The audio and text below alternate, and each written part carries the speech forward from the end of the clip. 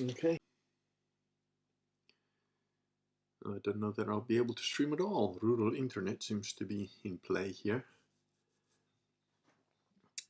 Let me know if you can hear me, if you're there. There is one loyal subject. Please let me know about the audio if you can hear me. Hey, okay. Hi, Joe. All too, all right. I don't know. Joe seems to be having rural spelling or sentences. Audio video is good. Thank you, sir. Right. So I just actually saw a really, what prompted this was I saw a really cool little video, a short video of, I forget what it is because I wasn't subscribed, like a guy called TFP or something. He's quite a cool looking dude who interviewed a guy called Clint Smith, which I'd never come across. Speaks like he's got gravel in his throat, and is a gun guy, obviously. Anyway, and they did like his 5 favorite guns. So I thought that's actually a cool, thing. And then I realized, well, 5 favorite guns is different from the 5 guns I picked for practical reasons. So that's what I'm going to do. And plus also, how can you just have 5 guns? I mean, so I did 5 handguns because, if you were going to tell me I could only have 5 weapons, firearm weapons, including long and short, that would be painful. I don't know what I would deal with that really.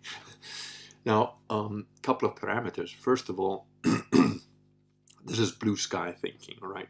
Money's no object, and I'm kind of thinking again, legal issues is no object because some of the guns that I like or that I would like to have are not legal in Italy. You can't have suppressed weapons, for example, stuff like that.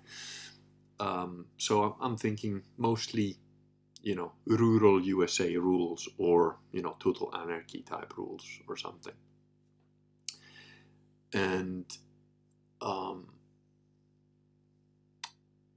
yeah, it is very late here, but hey, it is what it is. Our sleep schedule is totally screwed up, so it is what it is. Right, so without further ado, I'm also going to try and do something new, which is to try and show you the pictures of the things that I like. Oh, why is that not letting me do that? So as I said, so it's sharing something. Not really what I want to be doing, but does that work? No. This is the 5 favorite guns. So 5 favorite handguns. And I've got a little story for every one of them. I'm just going to try and put this so that you can see it. There you go. Hopefully you can see that. Let me shrink it a little bit so that hopefully you see the whole thing. Okay, let me get myself out the way. You guys see that? Let me know, because I said between rural internet and my technological skills, we could be here a while. Anyway, one of my favorite guns is the Colt Dragoon in 44. Now, I personally prefer the one with the squared off trigger. Now the 44 Dragoon is actually a pretty huge gun. I've actually got one because my brother, well, not here, but my brother bought me one for a birthday, I think it was. So it's with him. He's looking after it down there, but I haven't actually fired it because I was leaving. I wasn't really there for a while, and getting the black powder and all that stuff in South Africa is not that easy. But it is a favorite gun. The little story behind it is that when I was a young teenager, I used to read the Jonah Hex comic books, and of course he's got 2 Colt Dragoons with ivory handles. Now, I'm not partial to the ivory handles on the Colt Dragoons. I actually quite like these ones. This is an Uberti replica. They come in 3 different formats, and I like this one because it's got the this catch actually like locks down. The original walkers on which these were built didn't have a little catch that held the loading lever. And they also come with a rounded trigger, but I like the squared off trigger on the Colt Dragoon. Now the Colt Dragoon is an impractical gun. It weighs something like 2.5, maybe even 3 kilos. It creates a huge cloud of smoke every time you fire it. But it was, until modern firearms, the hardest hitting handgun round of the American Civil War. So I like it. You know, it's just a thing. Now, I'm slightly gonna cheat a little bit because, you know, I say I 5 guns, but this is a very close cousin to it. Is this one here, the Colt Navy 1851, which, let me just close that one. You must forgive my, well, it's not that you must, but I'm hoping that you will forgive my technological skills because they suck. So there, the thing is, I need to find a way to, okay. And this gun I also like very much. In fact, in terms of aesthetics, I probably like this one more because I like the octagonal barrel. Although I have a soft spot for the Colt Dragoon. But now, if you could get the Colt Dragoon with an octagonal barrel and a squared off trigger guard, that would probably be my ideal of this kind of weapon. You know, if I could choose only one of the two, oh, it's a hard one. I might, from an aesthetic perspective, I might actually go for this one. And also the Colt Navy in 1851 also does come in 44, so it's not just 36. This one has got the round trigger guard, and I just thought I'd show you both. But it can also come with a squared off trigger guard. For some reason, on the Colt Navy 1851, I don't mind the rounded trigger guard as much. I think it's more possibly classical. So yeah, I don't know. It's a close call. They're very similar weapons. Again, this is an Uberti replica, and these are, you know, probably my favorite look in a gun. I also tend to be quite accurate with this sort of weapon, where it's got a long 6-inch barrel. It's sort of a little bit front heavy. I do enjoy that. And here, just for comparison, is a Colt Navy, what they call squareback, because it's got the, let me just close this one here. So again, forgive the transitions, they're anything but smooth. But yeah, this one here is the squareback. Let me just get myself out of the way. And this one doesn't have the Uberti replica. This is a full steel one, which is probably closer to what they looked like. I quite like the one with the brass bits. Although this one here looks like a meaner version, a cooler, sort of more practical version of it. So I definitely wouldn't say no to this. And in fact, you know, looking at it, I don't know, it would be a really tough call. If you put these 3 guns, which I'm considering as one, right? It's just one, the one black powder. You know, I'm kind of like doing, which is your favorite book? Oh, the Hyperion series, which is like, you know, 4 books or something. So I'm kind of doing that with this. I would be, if I had to like live with it, I'd probably actually go for this one, the metal square back one, just because it looks more rugged. I think it's probably going to be a bit more resistant. The brass bits do tend to be a little bit softer metal, so I've heard that there's a bit of a thing with them. Anyway, so that's not my number one. I would say probably go for this one then.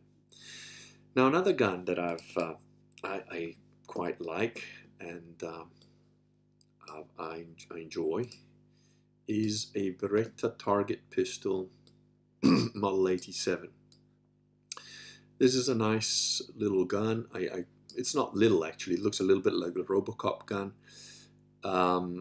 It's a nice firearm. It's a good plinking. It's very accurate. And the reason I ended up liking this one is because when I was a kid, one of my dad's firearms was this one here, the Beretta Target 69, which is the year I was born actually. And I was more accurate than my father, even as a 9-10-year-old with this gun. He taught me how to shoot it, and he actually couldn't believe how accurate I was with it, because at 10 meters or so I was shooting better than he was with it. Probably the stupid rural internet, forgive me. I am getting my 4G one fixed soon, I hope, but I'm waiting for the cable, which got pinched in the window. So let's see if I can, there. So I quite like the lines of this, and it's very similar. They're both blowback guns, 2.2s, very accurate, extremely accurate, I would say. And in terms, it's probably, it's not a comfortable carry gun of any sort, because it's got a lot of squared off angles or whatever. But in a sort of emergency house defense situation, I wouldn't not necessarily use this. It's quick, it's very accurate, and you could definitely fill somebody's face with like 5 shots before he knows what's going on. But had I known about the Beretta Target 89, which is this one, I might have actually gone for this one instead. But I didn't know about it. I didn't know it existed, so I was I didn't get this one. But it's a beautiful looking gun. No real difference. I'm not crying over spilled milk or anything. I like the 87. It's fine. But this one is also very pretty looking 2.2. So little 2.2 target pistol. Again, I know I've showed you 3 different guns. And if I had to pick, I'd probably pick this one, the Model 89. I just like it. I like the wooden thing. They're very accurate pistols. So, and then, well, this one, the GP 100 or 101, whichever version they call it now. This one is a 6-inch with the rubber grip. I'm sort of attached to this gun because I worked with a GP 100, not this version. For work, I used the 4-inch version with their original grips. So I'll show you what that looks like. This one here. This is the gun I worked with for several years in South Africa as a bodyguard, or whatever you want to call it. And it's a very, very reliable weapon.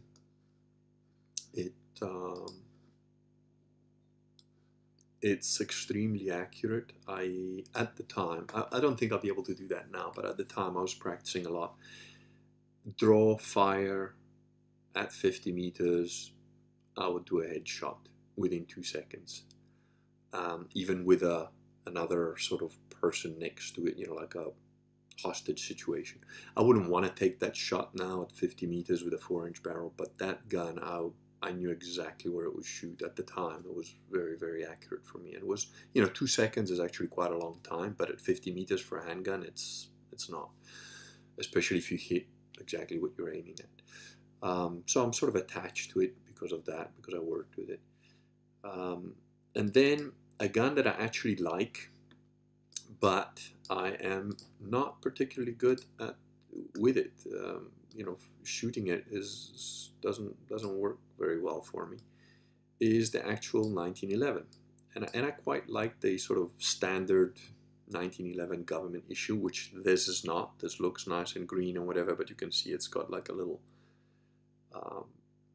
modernized magazine there, and probably a couple of other things, the color as well. So the original actual 1911 is this, and I think you can see, you know, I like it because it's a very pretty gun. I think it's got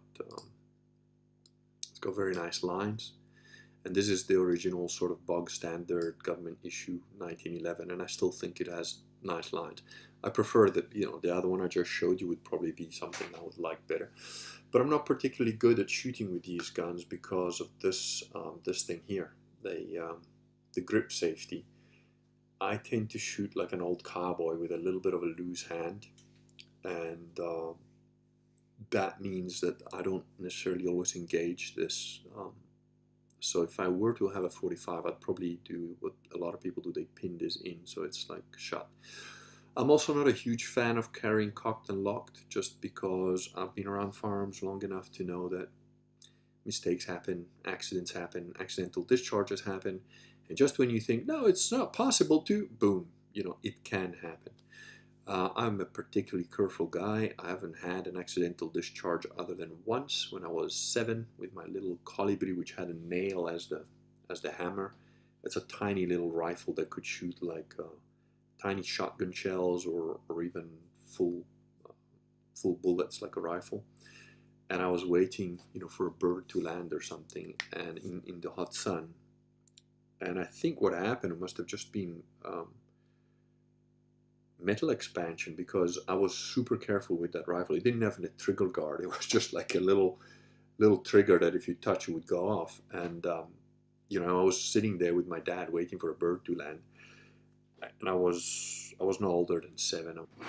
Just give me a second.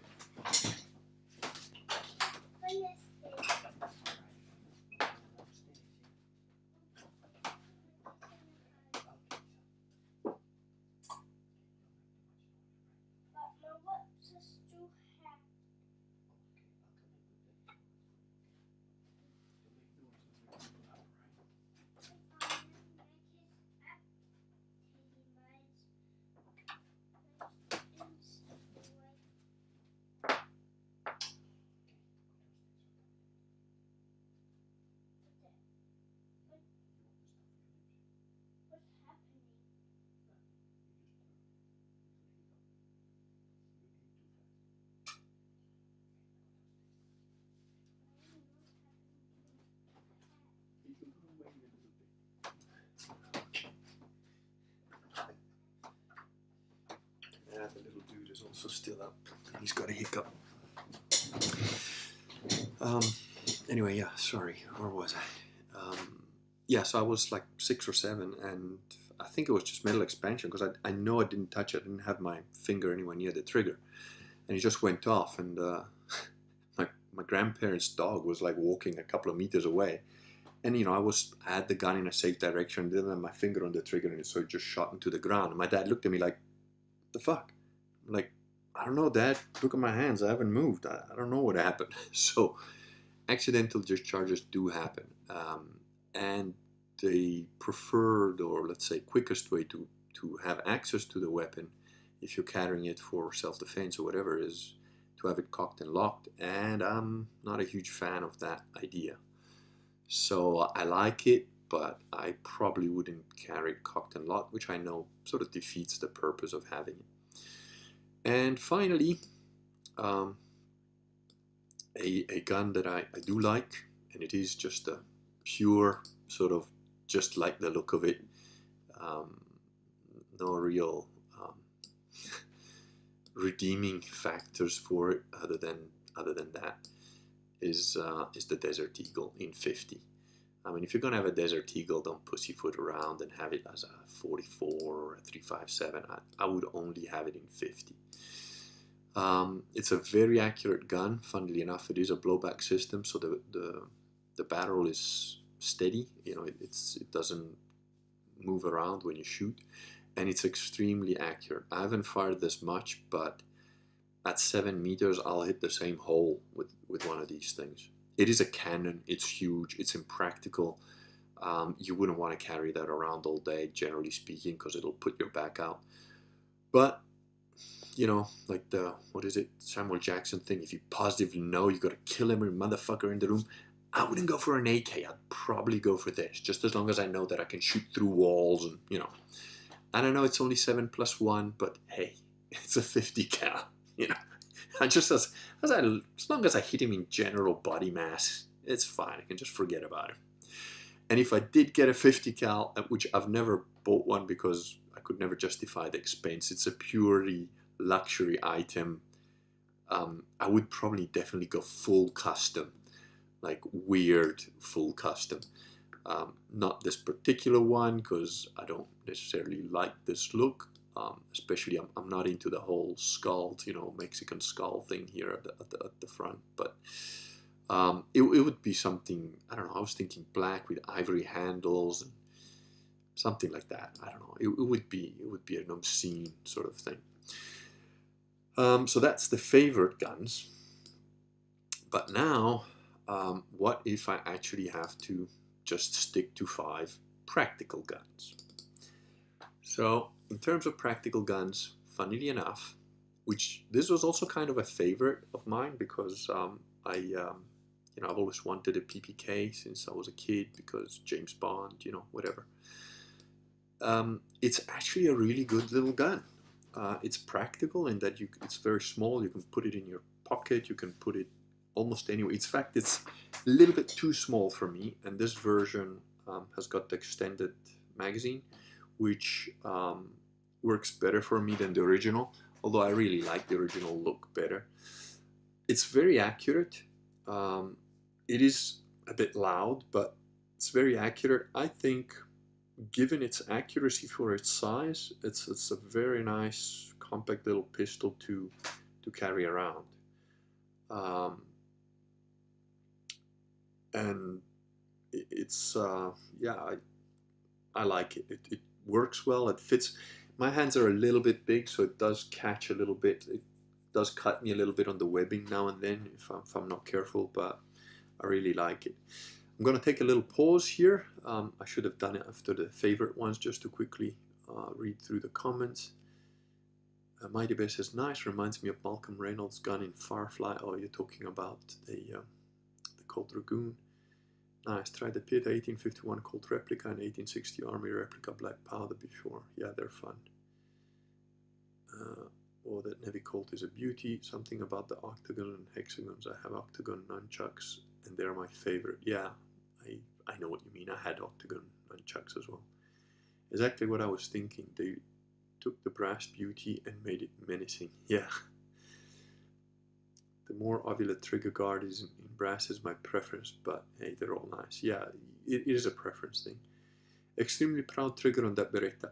The Beretta are essentially, you know, they're double and single action, but really you end up shooting them just single action because after the first shot, it's all single action. And they've got very sensitive, very, very nice, crisp little triggers. So,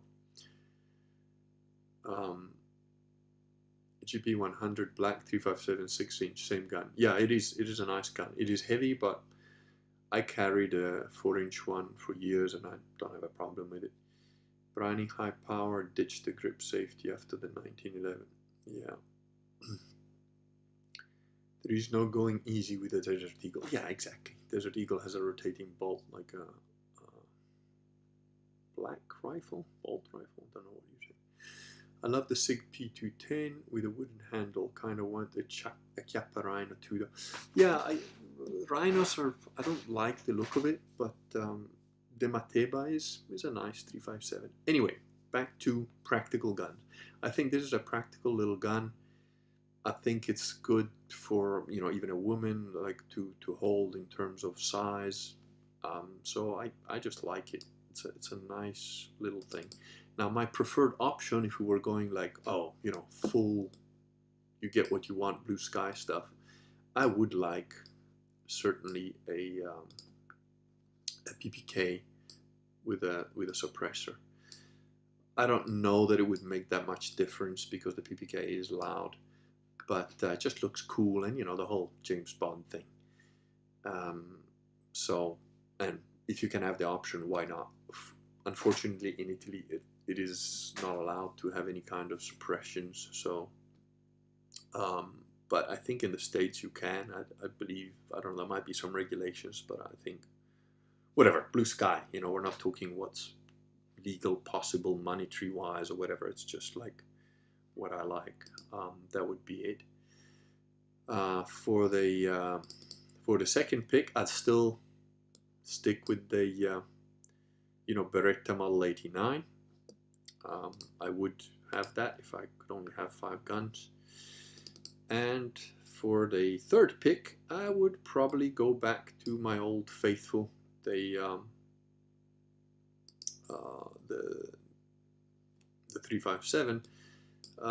If for no other reason than it is practical. I've used it, I know it very well, and so I would use that. Now for the fourth gun, and these are not in order, I don't know, don't ask me to, but I'll put them in order.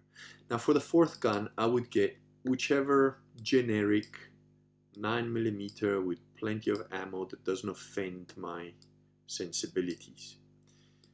And I don't know if I can do this and put them all at the same time on here, but I quite like the look of, so I'm going to show you 3 different 9mm pistols that all have, I believe, 17+1 or thereabouts in terms of ammo.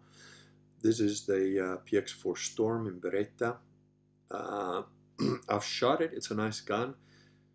I don't know if it was the gun that I shot that was maybe, it was from the range, so maybe it's just been used a lot or something, but I wasn't particularly accurate with it. I was a bit disappointed in my performance with it, which could just be that I haven't fired it enough or whatever. It is ergonomic, it comes up nice, so as a look, I like the look of it, although I didn't perform very well with it. Another gun that I think is a very nice one. So in terms of one of these 3, I don't know which one I would prefer in terms of, let's see if I can, yeah, maybe over there, if I leave them there. And this is the 6 Hour P320, also 17+1, also a very nice look. I haven't fired this one, but, if you're telling me, okay, pick one of these 2, I might go for the 6 Hour just because I haven't played around with it. And, it's a matter of personal taste and how easy it comes up. But in terms of look, I think these are generically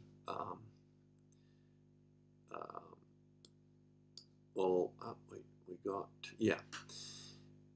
And this is the third one, which I would actually probably pick this one. This is the Maxim 9. Let me get you a better image of that one. Here it is. Now the Maxim 9 is an interesting pistol. It's obviously not available in Italy because it's got an integral suppressor in it. It's a 17+1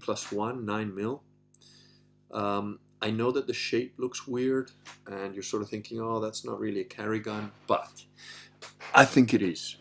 I think you could carry that inside the waistband, no problem. A little bit of adaptation, and the fact that it's suppressed means that, in my opinion, now I haven't fired this gun because it's obviously legal to own one in this country, but I've seen some reviews of it, I've seen people shooting it. You can actually, you don't need ear protection when you fire this one with certain rounds. And I think the ability to fire a lot quieter is actually an advantage, even in an actual physical combat situation. It could be a disadvantage because if people, if there's a crowd of people firing at you and they don't realize their friends are dropping dead, they might just keep on fighting. While if there's lead coming their way too, they might be less likely to carry on. But there is also a tactical advantage if maybe they don't realize where the ammo's coming from. I don't know, I think it could be useful. And I quite like the look of it. So between these 3, blue sky thinking, I might just go for this one because I like to experiment with new things. So that's the number 4. And then finally, the 5th one, I would go for this Tanfoglio in 10mm, which is 10mm is a pretty large caliber, but this would be the, let's say, practical version of the Desert Eagle. So still, and yes, I would go full size on all of these. I've got pretty big hands. I'm not a small guy. I'm 6'2", so I don't have a problem with full size weapons. I think the rural internet is acting up again because, well, it is what it is. But anyway, so that's my 5 favorite and 5 practical. I don't know if there's anybody left because of the rural internet, but we'll see if I can get back to my handsome face. There you go. Now I'm gonna catch up with the chat. Let's see, where are we? Okay, Janky McJangle says, I love the Sig P210 with a wooden handle, kind of wanted Chiapparine. Oh, sorry, I read that before, yeah. And the best says, you picked some cool Berettas that I had not seen before. Target pistol Berettas. There's Berettas consistently made those over the years, and they sort of upgrade a little bit in look and stuff, but they're very, very accurate pistols, very accurate. And easy to shoot and cheap to shoot, you know, nice like sort of plinking type gun. Janky Majango says they were selling suppressors illegally on Amazon for a long time, calling them oil catchers or something. Really? Okay. And the bear says PX4 looks like they beatified the Glock striker concept. Well, yeah, I mean, I think you could take a dog turd and step on it and you could improve on the looks of the Glock, so. And the bear says 10mm is best millimeter. Yeah, you know, I've shot a lot of things dead. I'm not a fan of the 9mm, but if we're talking 5 practical guns, I would have a high capacity 9mm of some sort, just because, why not? But the thing is, yes, you know, there are some differences depending on the ammo you use and so on. And again, Italy is pretty limited. They generally tend to allow you only like full metal jacket type ammo for handguns. But you know, my preferred caliber for like working with it, you know, is the 357 Magnum. I trust that caliber. It's a very good compromise between maximum stopping power and not a huge recoil for somebody my size. I believe on the FBI statistics, the only caliber that does better on one-shot stops is the 41 Magnum, which is a kind of weird caliber, not easy to get, whatever. 357 Magnum, easy to get everywhere. You can shoot 38s in a pinch, you know, if you want to, I don't know, do cheap shooting or something. Yeah, then, and you know, then the thing about a 9mm is that it's plentiful, easy to use, cheap. Again, in Italy, there is a difference in that the standard 9x19mm round is considered a military round, and civilians are not allowed to use military rounds. So all the 9mm handguns in Italy that are for civilian use are actually 9x21mm. So it's a slightly different, you know, 2mm difference. That means you can't use the military rounds, which is kind of idiotic, but you know, it's been some weird rule that's been there for ages, and nobody's bothered to like take it out because it's nonsensical, of course. So that's that. If you guys have some favorite ones you want to mention, go ahead and let me know. And maybe at some point further on, if you've enjoyed this one, I'll do the 5 favorite long guns and 5 practical use long guns. And you know, again, that's, you know, how can you have only 5 handguns or only 5 rifles? It's scary. And Janky McJang says oil filters can actually fairly easily be converted to suppressors as well. Do not do this though, it's illegal.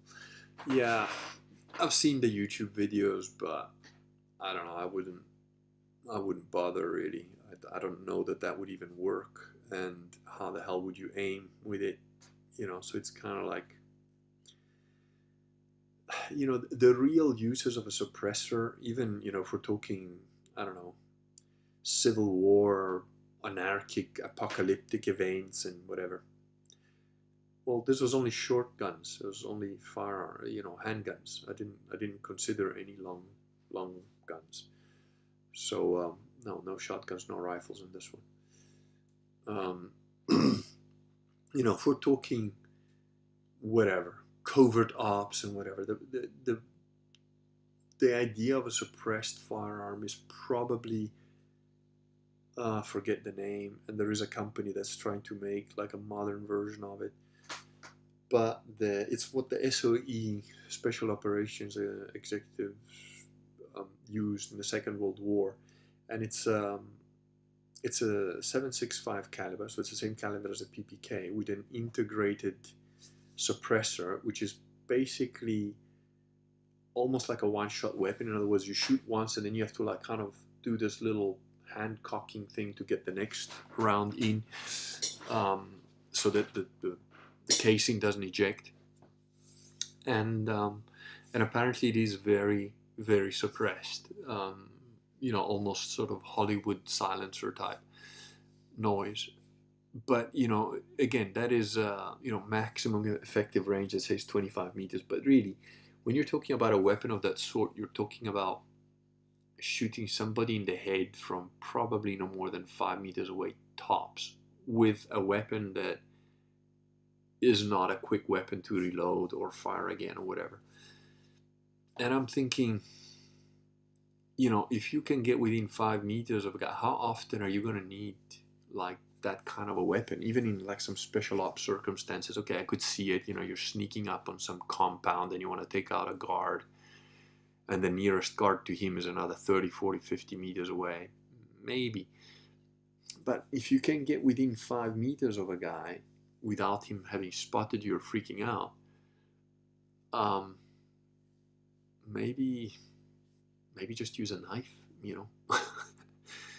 And yeah, okay, there is that last closing moment, and a knife is a messy kind of thing to use to take somebody out. So, but I don't know. I think that the times when you might use a suppressed firearm, short handgun firearm, I can definitely see reasons to use a suppressed long gun, in urban settings and that sort of thing, like a suppressed sniper rifle or something for within 200-300 meter shots or something like that, or the suppressed 50 caliber of the Russians, VK, I forget what it's called, but it's basically a military weapon in 50 caliber that is suppressed.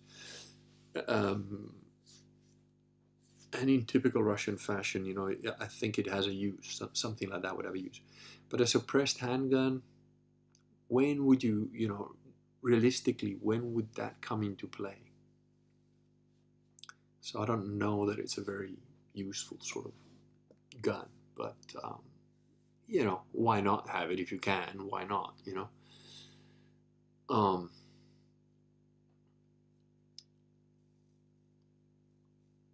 The stream is making me want to play Metal Gear Solid.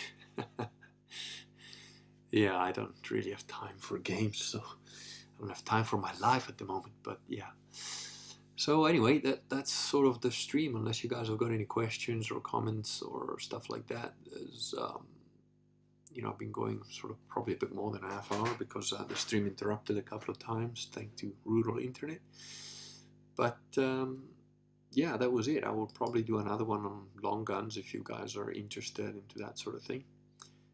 Let me know if you've got any comments. I'll stick around for another couple of minutes. If you want to ask any questions or fire up any of your own ideas on handguns, your preferred ones. Of course, I said, I'm trying to limit myself to the 5, and you see I already went overboard, but, there's plenty of handguns I like the Mauser. I like that the original Mauser had like a 1-shot, 3-shot, or fully auto settings. And I think that's awesome for a Second World War firearm. So if I was like some kind of officer in the Second World War, a Mauser with like the full auto option, I think I would probably enjoy that. I'll probably seriously consider one of those for like, when you're in your full full uniform, assuming you're on the Axis side, and a little PPK for when you're like, in your civvies as an officer. Of course, if I was on the Axis side, then yeah, the 45, the 1911, it just looks cool. When I was a kid, I actually liked the P38, but I don't know, I went off it. When I was a kid, I just liked the fact that it was different. But yeah. Janky says the other problem with suppressors is that they're super dirty. They collect carbon. Yeah, well, their primary purpose is not to be clean. It's to make things silent. I want a needler. I'm not sure if that's a real weapon, but on the bear says, how's the farm doing? Is winter the time to relax, or do you have to tend to the olive trees now, pruning, etc.? No, I have run out of wood though, so I'll probably have to buy or go out and cut some more or whatever. And I figured out that I probably need about 3 tons of wood per year to go through the winter, so it's good to figure that out. There can be a little bit of pruning going on at this point in time, but not actual real good pruning, because that would hurt the trees. So the pruning is sort of between February at the earliest to May at the latest, and really you want to get done in March. So the farm is a lot of work. I've got a gasifier to finish, which I started working on again. I've actually finished the frame that holds the big drum in. The next thing is to put a couple more struts across the platform so I can put the filter in, and then connecting the tubes, which I'm going to try not to screw it up. So I want to wait for my friend to come and give me a bit of advice on how to best do that. And then pretty shortly after, if I manage to connect the filter with the various pipes, pretty shortly after that, we're going to do a test run. And I might have to get some pellets to use, because the wood is being bought up everywhere. My wood in my forest, I've got plenty of it, but it's not going to be dry enough. You have to have like 8% sort of humidity in the wood, and it's definitely a lot more than that. And unfortunately, I can't buy dry wood because everybody has bought up all the wood all around here. So I might have to just go with pellets just to test it, to see that it works.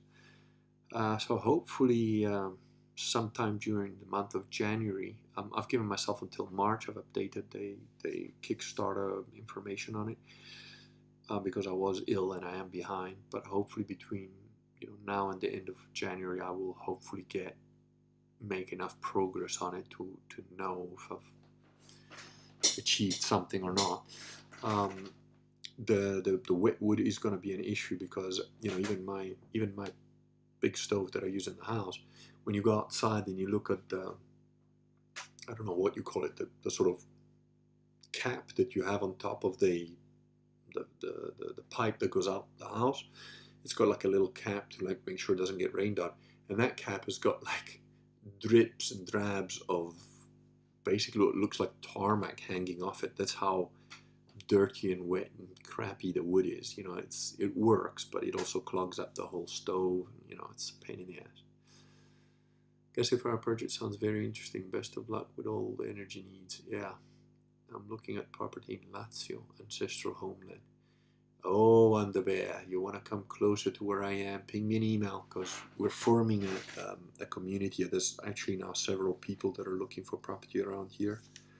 A couple of them in a very serious manner. So sooner or later, that little crusading village is going to form. Hopefully while I'm still alive, but